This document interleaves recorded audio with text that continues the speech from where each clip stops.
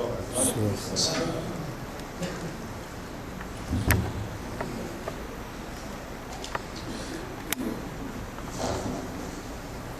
الله الرحمن الرحيم. استثمارا للوقت الذي أوصانا فيه ضيفنا خيرا، أبدأ مباشرة مرحبا به، وهو العلم المعروف، لكننا في النادي الأدبي لابد أن نقول هذه الكلمة التي تأخذ مسارين. أما المسار الأول فهو الأستاذ الدكتور عبدالقدوس أبوصالح، الذي كان شريكا فاعلا في المشهد الثقافي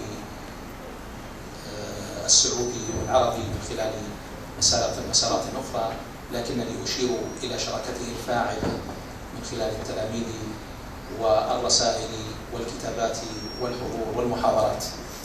وهو شريك هنا في النادي على عدة أصعدة، لعل أولها أو من أهمها هو الحضور الذي لا ينقطع وإن كان يقل أحيانا لعدد من مناشط النادي، وهو حضور يتجاوز تسجيل الحضور إلى المشاركة والمداخلة. لكننا هذا المساء نحتفي به محاضرا، إذ يتحدث وهو ابن بجدة هذا الموضوع، وهو الرأس الإداري في المؤسسة التي تعنى بالأدب الإسلامي. فأهلا وسهلا بالأستاذ الدكتور عبدالقدوس، وهو المعروف لديكم أولا والذي انتشر تلاميذه في عدة بلدان. أما المسار الثاني فهو الشكر للزميل محمد الهويمل الذي تولى تنسيق عدد من الفعاليات المتصلة بمنبر الحوار، وهو المنبر المعني بمحاضرات النادي، والاحتفاء بالأستاذ خالد الرفاعي الذي يتولى متابعة وإدارة فعاليات منبر الحوار، وهي المحاضرات التي تطرح ويجري حولها حوار يتصل بالاستفادة من جهود وآراء المحاضر.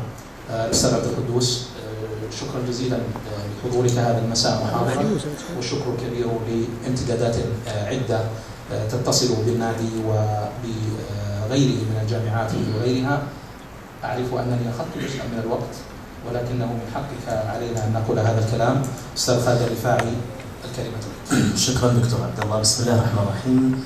أيها الأخوة الكرام، أيتها الأخوات الكريمات، أسعد الله مساءاتكم بالحب وبالمسرات. هذه ليلة من ليالي نادي الرياض الأدبي يجسدها لكم منبر الحوار بهذه الإطلالة العلمية التي تأخذ مسارها في إطلالات منبر حوار التي تتوجه إلى الماضي تستنطقه وإلى الحاضر بهمومه ومشكلاته، ثم تفضي بإذن ربها إلى المستقبل. هذا المنبر كما تعلمون قدمه زميلي الجميل الأستاذ محمد الهويمل، وبجهده الدؤوب سقاه حتى نما، وأيضا بحضوركم أنتم وتفاعلكم استوى على سوقه وأعجب الزراع. في هذا المساء سيكون حديثنا عن قضية الأدب الإسلامي، وأما الضيف فأنتم تعرفونه، وكل سيرة تريد أن تعرض سيرته ستظل محدودة، لأنه المنطلق وإليه المعاد في قضية الأدب الإسلامي هو رأس هرم رابطة الأدب الإسلامي العالمية، أستاذنا العزيز الدكتور عبدالقدوس أبوصالح.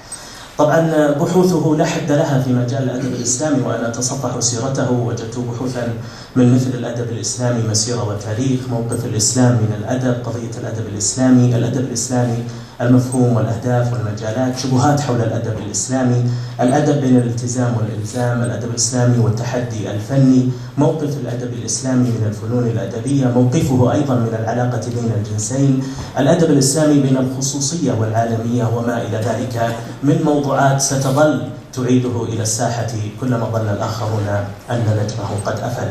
باسمكم أرحب بضيفه الكريم وأدعوه إلى إلقاء ورقته في حدود 45 دقيقة، ثم أترك لكم 25 دقيقة للحديث عن الأدب الإسلامي ومناقشة ضيفنا الكريم. وأرجو من الجميع من الضيف والحاضرين والحاضرات أن يلتزموا بالوقت لنستمع إلى الجميع. تفضل دكتور.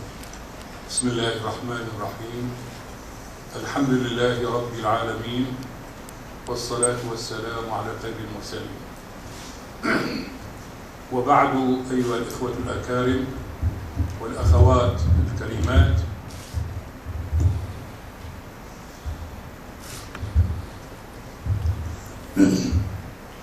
أريد في مقدمة تخرج عن حدود الوقت المحدد أن أشكر إدارة النادي، وأتمنى أن يستمر التعاون بينها وبين رابطة الأدب الإسلامي العالمية التي بلغت مكاتبها في العالم، ولله الحمد 16 مكتبا في أنحاء العالم العربي والإسلامي. وهذا التعاون مع النادي قديم، فهناك محاضرات أكثر من محاضرة الدكتور حسن الهويمر رئيس المكتب الإقليمي لرابطة الأدب الإسلامي في الرياض، وقد أقامت الرابطة ندوة هنا في مقر النادي بموافقة ملكية سامية كانت بعنوان موقف الأدب الإسلامي من الإرهاب، وكانت برعاية صاحب السمو الملكي الأمير سلمان أمير الرياض. ندوة الأدب الإسلامي أيها الإخوان، أو رابطة الأدب الإسلامي كما قلت رابطة عالمية، لكنها في كل بلد أو في كل دولة تقيم أنشطة متنوعة. وأنا أشيد بهذا التعاون الجديد، وأشيد بصورة خاصة بمدير هذا النادي أو رئيس هذا النادي الدكتور عبد الوشمي، وأنا أشهد أنه يعني أقام في هذا النادي نشاطا عجيبا، حتى ما نكاد يعني نغلق الجوال حتى تأتينا رسالة بمحاضرة أو ندوة أو أمسية شعرية أو مناقشة كتاب. أقترح أن الإدارة، وأنا بهذا العمر المتقدم ورأيت يعني منتديات وجامعات، أقترح لمجلس الإدارة أن يجعل المحاضرة في حدود ما بين 50 إلى 60 دقيقة. هذا مفهوم المحاضرة العالمية. أما 45 دقيقة أو نصف ساعة فهذه ليست محاضرة، هذه حديث. الشيء الآخر، أتمنى أن يكون ساعة للمحاضر ونصف ساعة للجمهور، ساعة ونصف يعني لا تكون بالمحاضرات. أما الأنشطة الأخرى فلكل نشاط ما يناسبه. حاولت في هذه المحاضرة بعد ما وضعتها أمامي أن أقتصر، حذفت الشوائب كلها، ثم ما رأيت نفسي تسخو بأن أذكر شاهدا واحدا، لأن الشاهد هو البرهان على ما نقول. أرجو من الحضور الكرام، وأنا أشكرهم جميعا، أرجو الاحتمال وأرجو أن يسجل الوقت من الآن. بسم الله الرحمن الرحيم. مرة أخرى، قضية الأدب الإسلامي أصبحت من القضايا الأدبية المهمة المطروحة في الساحة الأدبية في عدد متزايد من أقطار العالم العربي والإسلامي، بعد أن بدأ الأدب الإسلامي منذ عقود يسيرة يأخذ نصيبه الوفير من الحضور والانتشار، على الرغم من التعتيم الإعلامي الذي سلط عليه وعلى رابطته في أول الأمر. أتناول في هذه المحاضرة التي سأختصر منها كثيرا، أتناول 3 محاور. الأول، وجود الأدب الإسلامي في مختلف عصورنا الأدبية. الثاني، مفهوم هذا الأدب وسماته العامة. الثالث، مسوغات الدعوة إلى الأدب الإسلامي. أما وجود الأدب الإسلامي بين القديم والحديث، فالأدب الإسلامي ليس بدعة مستحدثة ولا شيئا طارئا، بل هو حقيقة مشهودة منذ أن انبلج فجر الإسلام، وقد استمر عبر القرون وخلال عصور حتى يومنا هذا، وسيظل إلى أن يرث الله الأرض ومن عليها. الأدب الإسلامي يملك مصدرا لا يملكه أدب آخر في الدنيا، وهو كتاب الله عز وجل. فقد شاء الله سبحانه وتعالى أن تكون معجزة الإسلام الكبرى معجزة بيانية تتحدى الإنس والجن، وهو وهناك الحديث النبوي، فالرسول صلى الله عليه وسلم أفصح العرب وأبلغ الناس وأخطب الخطباء، وقد أوتي جوامع الكلم. وإذا كان مجال المحاضرة يضيق عن تبيان موقف الإسلام من الشعر، فلا بد أن نقرر أن موقف الإسلام من الشعر لا يختلف عن موقفه من غير الشعر، فالإسلام يحل للناس ما ينفعهم ويحرم عليهم ما يضرهم، ويحل لهم الطيبات ويحرم عليهم الخبائث. وما من شك في أن إعجاز القرآن وصنيعه في طرائق التعبير الفني يمثل دعوة ضمنية للناس أن يتبعوا طرائقه في الدعوة للإسلام، حتى يؤثروا في القلوب كما يؤثرون في العقول، وحتى يؤدى الإسلام حيا مؤثرا لا نظرية ذهنية أو جدلا كلاميا. وهذا يقوم وحده دليلا على أن القرآن وقف من الأدب موقفا إيجابيا واضحا. وهذه أقوال الرسول صلى الله عليه وسلم ومواقفه توضح موقف الإسلام من الشعر، ومن ذلك استماعه للشعر ومكافأته للشعراء، ومناشدة الأنصار أن يذودوا عن الإسلام بألسنتهم كما ذادوا عنه بأسنتهم، وقوله لحسان بن ثابت رضي الله عنه: اهجهم وروح القدس معك، وإقامته لحسان منبرا يقوم عليه منافحا عن الإسلام والمسلمين في مسجد رسول الله صلى الله عليه وسلم. وهناك من بالغ في الحديث عن تيار المجون في الشعر العباسي، وعده دليلا على ضعف الشعر الإسلامي أو انزوائه، وقد رد النقاد على هذه المبالغة بأن الشعر العباسي كان في مجمله شعرا إسلاميا، وأما شعر المجون فهو لا يخرج عن شذوذ فردي سقط فيه بعض الشعراء الذين أتيح لهم حظ من الذيوع والشهرة. واليوم نشهد أن الذيوع والشهرة تكون لشعراء أو أدباء منحرفين أكثر مما تكون للأدباء المعتدلين، لأن طبيعة الناس يميلون يعني إلى ما يماشي ميولهم أو شهواتهم. ولما جاء العصر الحديث تألق الشعر الإسلامي وازدهر من جديد على يد البارود الذي دارت حماسياته على صورة المجاهد المسلم، وتبعه أمير الشعراء أحمد شوقي في إسلامياته الخالدة وفي رثائه للخلافة الإسلامية، وجاء بعدهما أحمد محرم بملحمته الإسلامية، وكان ذلك إذانا بطوفان الشعر الإسلامي متمثلا في شعر العودة إلى الإسلام، وفي الرد على هجمة المدرسة التغريبية، وفي الشعر الاجتماعي كقضية السفور والحجاب، وفي شعر المناسبات الإسلامية والدعوة إلى الجامعة الإسلامية. ثم كانت ملحمة الشعر الإسلامي في مقاومة الاستعمار، ثم ملحمته التي ما تزال تكتب بالدم والنار وبالشعر عن مأساة فلسطين. ومن شاء الرجوع إلى مصادر قريبة تدلل على ما قررت آنفا، فدونه موسوعة شعر الدعوة الإسلامية من عهد النبوة إلى العصر العباسي، ثم كتابا بعنوان من شعر الجهاد في العصر الحديث، وهو يضم نحو من 100 قصيدة قمت باختيارها مع الدكتور محمد رجب البيومي رحمه الله تعالى، وكل ذلك من منشورات جامعة الإمام محمد بن سعود الإسلامي. ودونه أيضا كتابا آخر فيه من الشعر الإسلامي الحديث الذي يضم مختارات ل40 شاعرا من شعراء رابطة الأدب الإسلامي العالمية، وهو من نشر الرابطة ذاتها. وإذا كان كل ما قدمناه يدور حول الشعر، فإن الشعر شطر الأدب وليس الأدب كله، بل ربما كانت ملامح الأدب الإسلامي تتضح في النثر أكثر مما تكون في الشعر. أوليس القرآن وهو كتاب الله المعد نفسه معجزة بيانية تحدت الإنس والجن، وهو بذلك يمثل المثل الأعلى الذي يستضيء الأدب الإسلامي ومشكاته. وهناك الحديث النبوي الشريف الذي هو الجدير بأن يقال فيه: إنه دون كلام الخالق وفوق كلام المخلوق.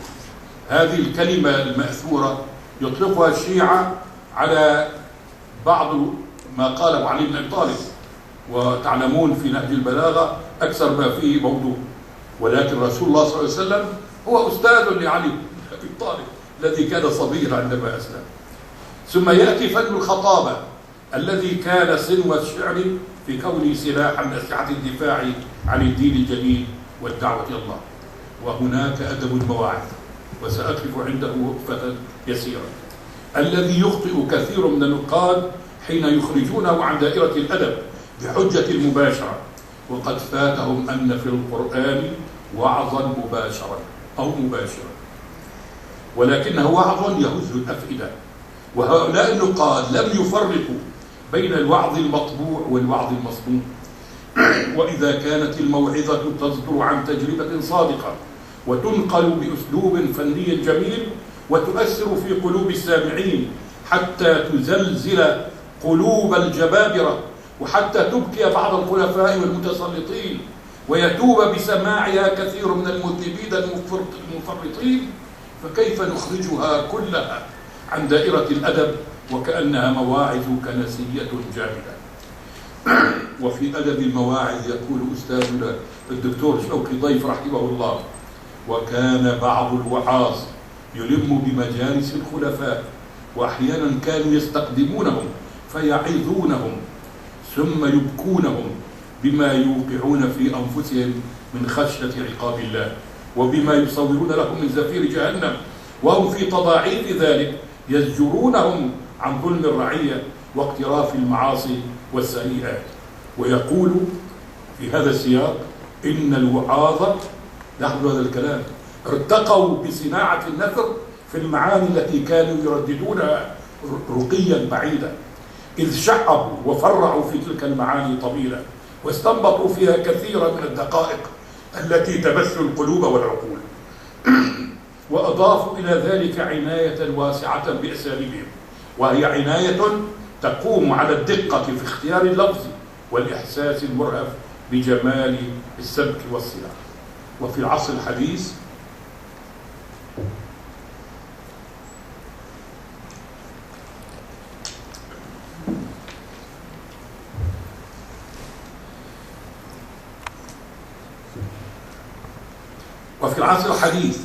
نجد عطاء الأدب الإسلامي غزيرا في مختلف الفنون النثرية.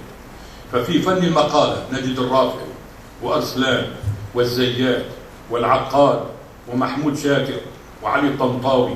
وفي القصة والمسرحية نجد باكثير والسحار ونجيب الكيلاني وعماد الدين خليل وكثيرين غيرهم.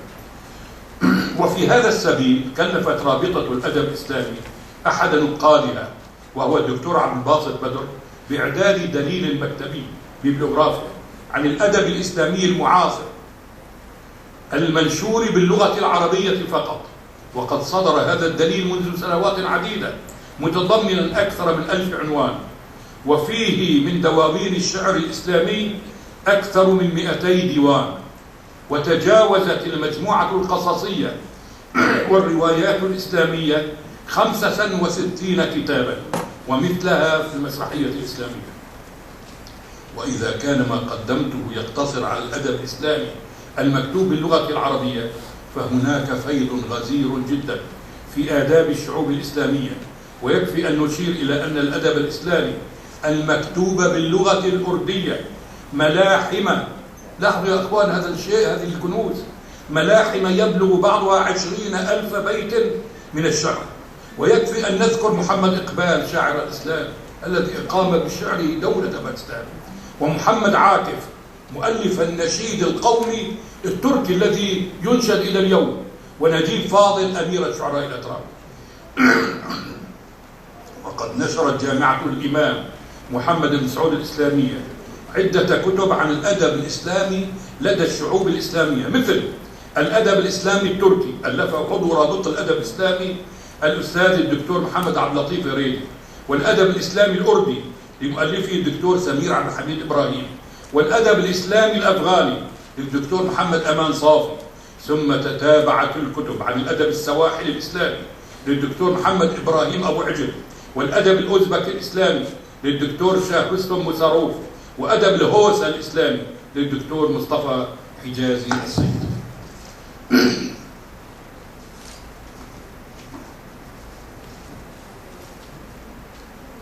ومع أني كما قلت في المقدمة حذفت من هذه المحاضرة ما اخترته من الشعر الإسلامي القديم الحديث، إلا أني والله ما سقط نفسي إلا أن أسمعكم نصا واحدا لتعرفوا ما معنى الشعر الإسلامي.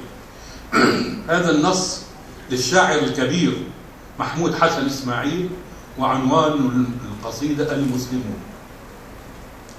يقول فيها: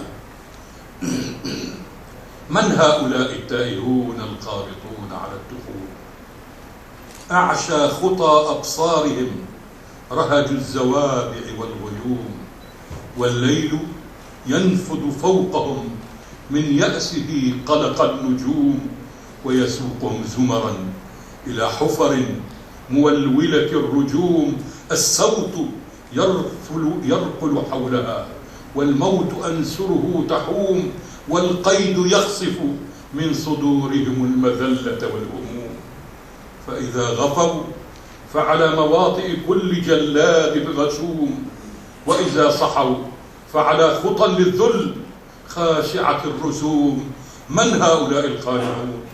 أفهؤلاء المسلمون؟ أبدا تكذبني وترجمني الحقائق والظلم. والوقت لا يسعفني أن أقرأ بقية القصيدة. الآن أنتقل إلى مفهوم الأدب الإسلامي ومميزاته. هكذا كان الأدب الإسلامي موجودا منذ فجر الإسلام فيما لا يمكن إحصاؤه من نصوص الشعر والنثر الفني. ومن هذه النصوص تجلى مفهوم مميز للأدب الإسلامي، ووضع أكثر من تعريف له، وكانت الدعوة إلى نظرية الأدب الإسلامي. أما التعريف الذي تبنته رابطة الأدب الإسلامي العالمية فهو يقول: الأدب الإسلامي هو التعبير الفني الهادف عن الإنسان والحياة والكون وفق التصور الإسلامي. ليس هناك وقت لأحلل هذا التعريف الموجز البليغ، ولكن نقول هذا يعني أن الأدب الإسلامي أدب مضمون بالدرجة الأولى. وهنا أقول: ليس هناك موضوع يحظر على الأديب الإسلامي أن يتناوله في قصيدة أو قصة أو مسرحية، وإنما الشرط الوحيد الذي يجعل المضمون إسلاميا هو أن ينطلق الأديب من التصور الإسلامي السليم للكون والحياة والإنسان. ومن هنا أقول أيضا: ليس صحيحا ما يتوهمه بعض الناس حين يظنون أن الأدب الإسلامي هو أدب الوعظ المصطنع الذي لا تتحقق فيه فنية النص في الشكل والمضمون.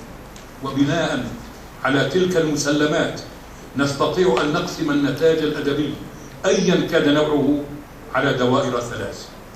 أولاها دائرة الأدب الملتزم بالتصور الإسلامي، وهي دائرة لا تقتصر على أدب الدعوة، بل تتسع لتشمل أي موضوع يدور حول الكون والحياة والإنسان.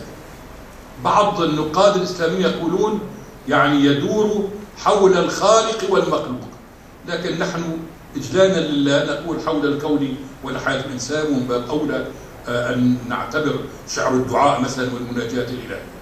ثانيا الدائرة الثانية دائرة الأدب المباح، وهي أوسع الدوائر، وهو أدب لا يعارض التصور الإسلامي وإن لم يلتزم به. نحن لسنا مثل دعاة الأدب الاشتراكي الفرض الحظر، لا، ممكن الإنسان يصف ليلة قمراء، يصف جمال صحراء، جمال بحر، وليس شرطا في كل موضوع يتناول الشاعر أن يكون هناك توجه إسلامي واضح. هذه الدائرة دائرة أدب مباح تتسع للأدب الجمالي المحض ولأدب التسلية والترويح عن النفس. أما الدائرة الثالثة فهي دائرة الأدب الذي يعارض التصور الإسلامي ويضاده، وهذا الأدب هو الذي يرفضه الأدب الإسلامي ويعد التصدي له من واجباته ومهماته. لأنه أدب العقائد والمذاهب الإيديولوجيات المنحرفة عن الإسلام، أو أدب العبث الهدام، أو أدب الجنس والانحلال، أو أدب، أرجو أن تنتبهوا، أدب الحداثة الفكرية المدمرة، لا